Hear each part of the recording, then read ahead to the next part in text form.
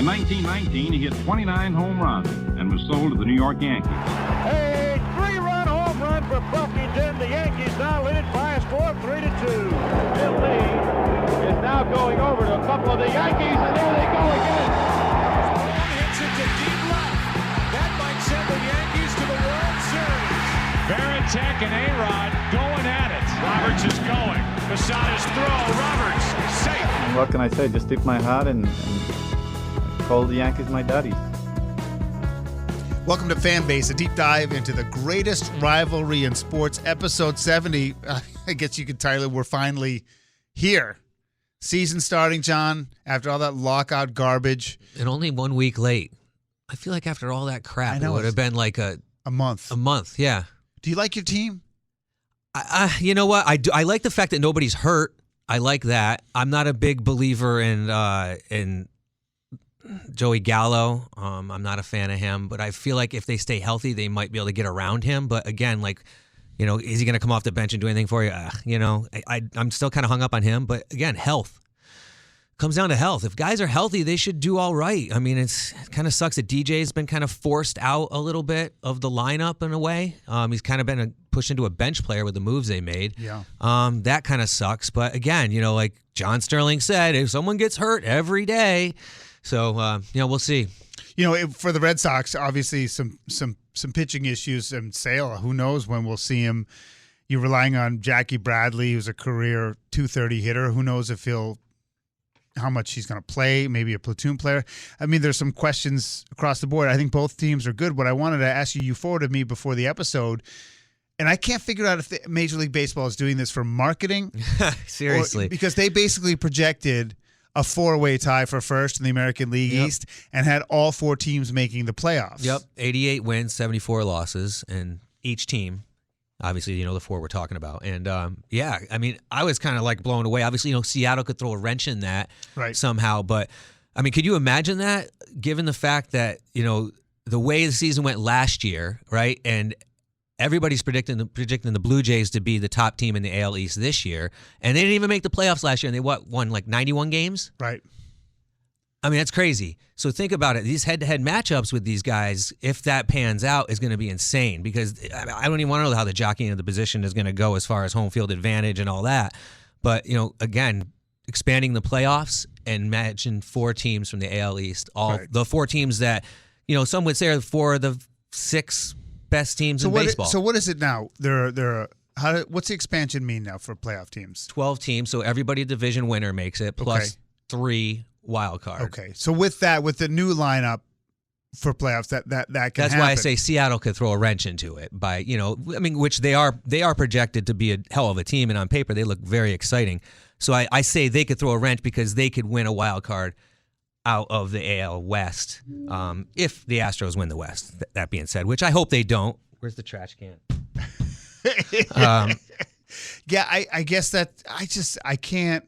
And again, like at being 50, I can't get over like what's old school and what's a rational argument. I can't stand the expansion of playoffs. I really don't. Well, you'll say that now, and for Major League Baseball, they will if this pans out, like you said, marketing ploy, right? Right. If this pans out, I mean, what could be better? Yankees, Dodgers, World Series, Red Sox, Dodgers, World Series. But the hardest thing to deal with the last few years is that you go on this emotional roller coaster just to make the playoffs, right? And then you play one game and it's over in a second. But that's gone though. I know. I mean, but being replaced with dilution. So now you get a situation where even more than ever, a team can not be great but get hot late, or kind of half mail it in till the trade deadline, then load up and make a run, which I don't love. And I used to listen when it was the winner of the American League played the winner of the National League for the World Series. That was too exclusive, right? Because especially in the modern era, we can't handle that many quote unquote losers. And then division winners. Okay, and then 2 wildcard teams, even that felt diluted. So the dilution is what I have a problem with, because then a team, you know, and it's not going to be a St. Peter's type, you know, Cinderella story. It's going to be a team that you're like. You mean the Marlins aren't going to squeak in? The point is like a team is going to end up winning the World Series that you really don't think deserves it. I mean, the Braves won the World Series last year. No one thought they were going to win. Well, that's true.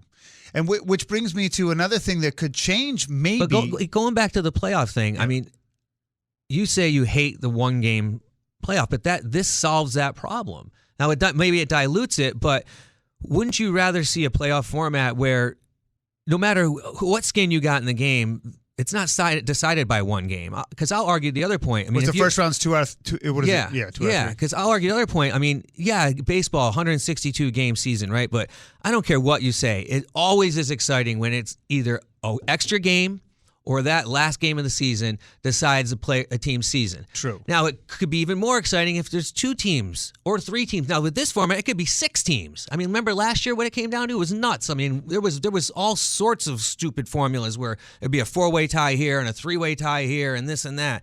Can you imagine now what could happen? Right. I mean, I It's hope just a lot of they're not going to condense it. You could play an extra 4 games or There's something just a lot of to figure teams it that out. I think won't be deserving of the conversation that'll be in the conversation. But your point is well taken. And then I think of a team like the Mets, which, if Scherzer and DeGrom can be healthy, they could do any sort of damage in the Why is in everybody the playoffs. always so excited about Jacob DeGrom? I mean, has he ever He- thrown more than I like know. 115 innings? Because when he's right, he's Well, that's nasty. everybody No, in Major League Baseball Yeah, I usually, think- when you're right. When All right. Joey Gallo's right, he hits 45 home runs and bats 280.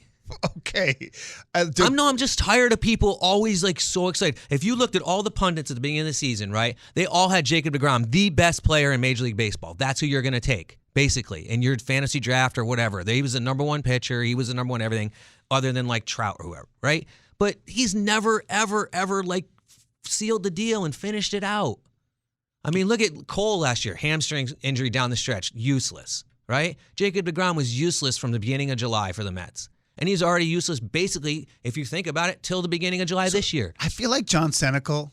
I'm just tired of everyone excited about Jacob DeGrom all the time. In spring training and during the lockout, he's just throwing 60 miles an hour meatballs. And then we start the season. And You should be lucky I'm not banging on Chris Sale right now. You're bringing it. I absolutely love it. And I do want to put a pin in fantasy because I want to talk about it with you for a few minutes before we get out of the episode. He's John Senecal. I'm Brian Shackman. This is Fanbase, a deep dive into the greatest rivalry in sports. The one other thing I want to say is everyone debates about how relevant or irrelevant the start of the season is. They say over 162, it's not relevant. But I know you can't win the playoffs in April, but you can lose them in April. Right, and then the Yankees have had some bad starts and really, really come back and all of those things. But if you start, 2-10, you have to go through the record of what it's going to take to finish in first place. You have to play it lights out. Having said that, I will point this out for the Boston Red Sox. In the first month, right, in April, they have Toronto 7 times. They have Tampa 3 times. They have an incredibly improved Minnesota 4 times. And the Yankees 3, and they have Detroit 3. They have a tough schedule. And if they can even, honestly, if the Red Sox are 500 at the end of April, I will be thrilled because that is brutal. That's a buzzsaw. Now, like last year, the Yankees had that kind of buzzsaw with Tampa. And because remember, the Yankees Red Sox last year didn't play until like June. Right. So they had Tampa, they had the Blue Jays, and the Yankees last April were 12-14. They were under 500, and everyone was already counting them out. And we all know how that went. They played like crap basically the whole season and then squeaked into the playoffs. Now, that being said, this year, the Yankees do look like they have an easier schedule in April, having the Orioles, I guess, 6 or 7 times. You only have the Red Sox 3, like you said, Blue Jays 3 times, and then they got the Indians, who on paper aren't that great. But do you think it matters? Do you think it matters? Absolutely, I think it matters because look at what happened last year. I just said it. The Yankees were 12-14 in April last year, and they had the monkey on their back the whole season. There was so much pressure all year. Yeah, because of that month. And we just got done talking about they're predicted to be in playoffs already. All 4 teams. Right. So, again, like you said, if they don't – the buzzsaw is on the Red Sox this year in April, I say. I think going by what you just said on paper, yeah. But the same thing. So, hopefully, for your sake, they're not fighting like the Yankees were fighting all last year. Well, I hope not. Again, I'd be happy with 500. I honestly, but you just don't want, 6-14 or whatever. I want to talk about, for laying out the rundown of the rest of this episode, I want to talk a little bit about fantasy because we're in a league together. I want to touch on that. And then I want to finish with Theo Epstein and his conversation with Jason Stark about rule changes and such. It's just a fascinating conversation with Theo, who clearly is so bright and so articulate, and he kind of changed my mind on something. We'll get to that. But before we get to that, you had one feel-good Yankee story that you wanted to get to. So, the Yankees, last year it was Lucas Luque, relief pitcher who was a journeyman, made the Yankees. This year, Toms River, New Jersey native, not Todd Frazier, who just retired. This is Ron Marinaccio, however you want to say it. Two C's. Two C's. Great jawline. If you see his picture, he looks like Clark Kent. Handsome man. Handsome dude, right? So he's going to be in the Yankees bullpen. 26 years old. Graduated from Toms River High School 2013. Was he on one of their Little League teams that won it all? No, that was the Frazier. That was the Todd father. Who just retired. But anyways, lifelong Yankees fan. Grew up a Yankees fan. Pictures of him in the bleacher creatures, going to all the games. More games than Isaiah Kiner Falefa since he grew up in Hawaii. But anyways, so great feel-good story. Handsome kid. Yeah, he's going to be in the back end of the Yankees bullpen. He worked his butt off and coming back during COVID and added 4 miles an hour to his fastball, and which I guess improved his changeup drastically. I mean, Italian-American kid living in Jersey, playing for the Yankees. If he does anything decent, he's going to be on the front of the post. He won't. He's not the Bronx kid. Right. But he's the Toms River, the pride of Toms River now. We'll take it. All right, listen, I want to talk fantasy because back in the day when we worked together in local news, you had a pretty intense fantasy baseball league. One of the money leagues, yeah. Yeah, and I couldn't handle it for several reasons. One is I didn't know the young players as well as you and a bunch of others did. Number two is that we made the mistake of putting people that worked at ESPN in that league. Yeah, that was not a good idea. Dan Marks and the likes. But the thing with baseball is that football's so easy. It's once a week. Right. You got your waiver day, and then you have the big draft, and that's it. Right. Baseball's every stinking day. Right. And you could fill up too much of one slot, and this and that and the other. Like, it is a pain in the ass. Yeah. And so I'm a little worried about it. Now they let you at least set the lineup 5-6 days in advance, but with starting pitchers and so on, you don't know. So everyone's always getting scratched. And then stuff. I never think to check about fulfilling their maximums. You can't just load up with pitching all the time to win your league. Are you excited to get back into it? Because you left it for a long time. Yeah, so we did it. The one league you're talking about, we did for, I have to say, like probably 13 years. I was 13, 14 years. And for the exact reasons you were talking about, I was like, I can't do it anymore. I can't compete with people that are watching the stuff, like i.e. ESPN people, and it's just a lot of work. So I stopped doing it. And then as my kids got older, they started, talking about, why don't we do a fantasy league, and just get our friends involved. And I was like, that's great. So last year we did it, and it was a weekly league. So you set your lineup at the beginning of the week, and you roll with it, right? And after 2 weeks, all they did was complain because the guy was hurt, and now he can't do this. I can't pick up this guy. So I said this year we'll do it daily, and hopefully they're not complaining that they have to follow it more strictly. But again, we're not. It's not a huge buy-in or anything. But listen, I've always said fantasy baseball, if you're playing it like we're playing it, right, and there's not a ton of skin in the game, you don't got hundreds of dollars invested in it, makes you follow the game more. And if you have some sort of TV package where you can watch multiple games, you'll find yourself flipping through and looking at the hot rookie Bobby Witt or Julio Rodriguez or those guys that you picked up, or you follow your own team. What sucks is when you start rooting against your own pitchers and all that and stuff. So I don't miss that part. The thing that struck me, besides the fact that I'm a little bit intimidated by being back in it, although with my job on the radio on a daily basis, I'll have 5 minutes to look at my team and check it on most days, is that I realize how many young players I don't know. It's amazing. There's a lot of guys and guys that had good seasons in the last year or two who I had no idea who they were. Yeah, and this year, so they got, I guess, like 5 guys out of the 2019 draft class. Torkelson, C.J. Abrams, Riley Green, he's hurt. Julio Rodriguez, and I'm thinking I'm missing one other one. Yeah, I'm missing one. Oh God, whatever. But the thing is, the 3 of those 4. Bobby Witt Jr. Okay, Bobby Witt Jr. and the guy from Seattle, I heard about only because of social media, because the video went viral with him making the majors. But the other 3 guys I never heard of, and so that's the thing that's so fascinating, is that it's going to get me to familiarize myself with more players that I should know about, and so that's the one thing. If those guys perform like they're supposed to, I mean, whew, boy. I just can't imagine. I talked to on my local radio show to the manager of the Hartford Yard Goats, the AA team of Colorado, and they have a top prospect at shortstop coming into to the team they're very excited about, and he's slated to be a major leaguer. And I just can't imagine being 20 and being in that position. Yeah. And so you talk about guys from 2019, or it's basically that's their age. Yep. And I didn't have a job with healthcare till I was 26. I wasn't out of debt until I was 32. Like, Yeah. I can't imagine the maturity it takes to handle life and stay on track. I would be partying every night. I don't know what I'd be doing. Well, I mean, listen, a lot of these guys, like Julio Rodriguez, that's all they know. I mean, they come from Dominican Republic or whatever, and it's all baseball. But I mean, look at Ronald Acuna Jr. He's like 24 years old, and people aren't even forgot about him. He won't be back until the beginning of May, but he could arguably probably be the best player in baseball. And he was hurt all last year, and the Braves won the World Series. But, I mean, he was 19 when he started in the league. And, I mean, you want to talk about a guy who's been hurt a lot and no one really even talks about it? That dude has been hurt so much in his short career between getting hit by pitches and banging into stuff and knee injuries. He is going to be exciting to see play. He's such a bat flipper. I still have trouble with the bat flippers.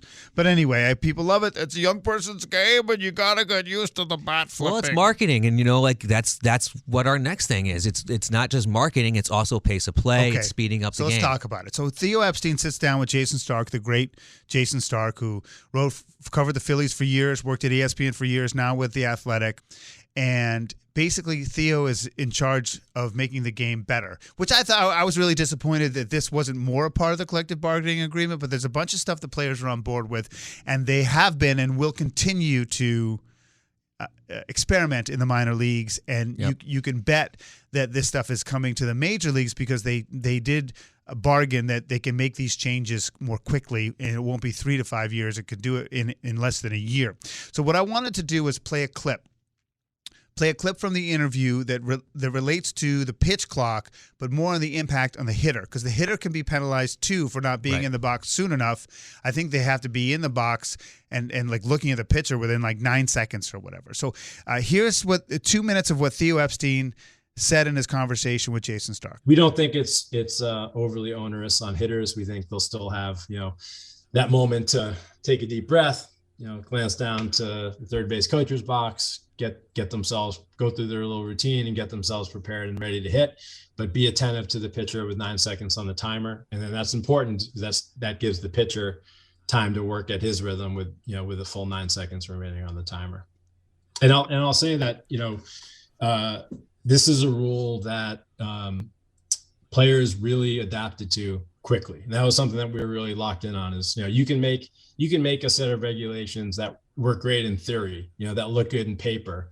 But if players can't adjust to it and, instead of just playing the game, they're out there thinking about all these different elements of the pitch timer rule, then, you haven't really gained anything. In fact, you've probably made the game worse by doing that. And so we're really interested to see how players would adjust. And, the fall league is a really good example. The first couple days of the pitch timer, of course, there were violations as pitchers and catchers and hitters alike had to get used to the rule. So I was at a game where I think it was the first day of the pitch timer. Spencer Torkelson, one of the top prospects in baseball, wasn't attentive and ready to hit with 8 seconds remaining on the clock. It was a 2-strike count, so he got the automatic strike. He struck out. Same thing happened to Tristan Casas, another top prospect, the very next day. And that's not what we want. We don't want at bats to be decided by pitch timer violations. But I'll say this: it happened once, right? And if you're a hitter and you get punched out because you haven't gotten in the box in time with 2 strikes, it tends not to happen again. And so that first week we saw a number of violations. The second week we saw fewer, and then by the time we got 3 weeks in the Arizona Fall League, there was less than half a violation per game. So for me, John, I've always been against the pitch clock for a couple of reasons. One, mainly I thought the players would ignore it and it would never be enforced. And I thought it would be too artificial. And the argument about the shot clock in the NBA never made sense to me. But I will tell you, and I encourage people to listen to the whole interview, he kind of changed my mind on it a little bit. And I don't know if you want to react first, and then I can tell you why, or you what. Go ahead. So here's the situation. There's one thing that I hadn't thought about is that if they experiment in the minors for a year plus, or in AA, I think it's definitely like We've required. already seen it. I've seen it at AA games. That as these players go to the bigs, they'll be familiar with it. Right. So if you unilaterally implement it in the majors when no one's seen it, they're of course going to give you the collective middle finger. But if they've already had to deal with it, right, then it's easier to do, and then the veterans got to deal with it or go away. I'll say 2 words for you. Sticky substance, glove check. 4 words, but 2 and 2. Look at what happened last year when they just all of a sudden did that. Like Max Scherzer lost his freaking mind on the mound. People were going crazy. Remember that? Right, but then that's what I'm saying. Like, right. Do what you're saying, and I took away. That's another thing I took away from that too. I was thinking, pitch clock, it sucks. Like another great thing what he was talking about is, they don't want it to be an inconvenience, right? They don't want the players looking at it. They don't even want the fans looking at it. They want it to be second nature. That's what you're talking about, right? And that's basically, they talked about Spencer Torkelson, one of the main prospects, getting punched out, but then it basically never happens again. These players adapt to it. It's almost like second nature. It becomes part of your routine. You walk into the box. There was one inning they talk about in particular where it was like 8 minutes longer, basically. Yeah. The Major League one. The Major League Same equivalent. Scenario. Right. Same scenario. 8 minutes longer because guys were walking around the box and looking back, and then there's a guy in second base, and he's stepping out. He's moving right. He's moving left. He's calling the pitcher. Nobody wants to see that, right? Nobody wants to see that. The batter doesn't want to see it. The coaches don't want to see it. It just sucks for the game. So because even with the checking with the substances with the pitchers, it sort of seemed like the umps, just sort of gave up on it. But if they actually enforce it, and they have the teeth, then Theo will be right. It'll be an uproar for 2 weeks, and then everyone will fall in line. They have to have the guts to follow through. But the whole conversation he had, I really, people need to listen to all of it because there's nuances across the board. Because when they talked about how, because you can take so much time, the stat people say that's how you can sustain velocity when you throw. Right. And it's about putting balls in play. And so if you speed it up, the pitchers are maybe a little bit of a disadvantage because it's going to put more balls in play. But the hitters can't sit there and break down in their heads all the options or check their little cheat sheet or whatever. Right. And so baseball is going to be more what baseball is supposed to be. And then he also talked about in the conversation about this effort to possibly constrict how far outfielders can go back. I mean, there's statistical analysis that over the last 20 years, outfielders have gone further and further back because basically they're willing to give up a single to prevent a double or triple. So what I found fascinating about 2 things with that, right? The outfielder thing. He thinks that would be a better and more influential change for Major League Baseball than the infield shift. Because right when they started talking about infield shifts, they said, well, what about the outfield? Just move the center fielder behind the second baseman for the guy that pulls. And then they start, in the conversation, he addresses that.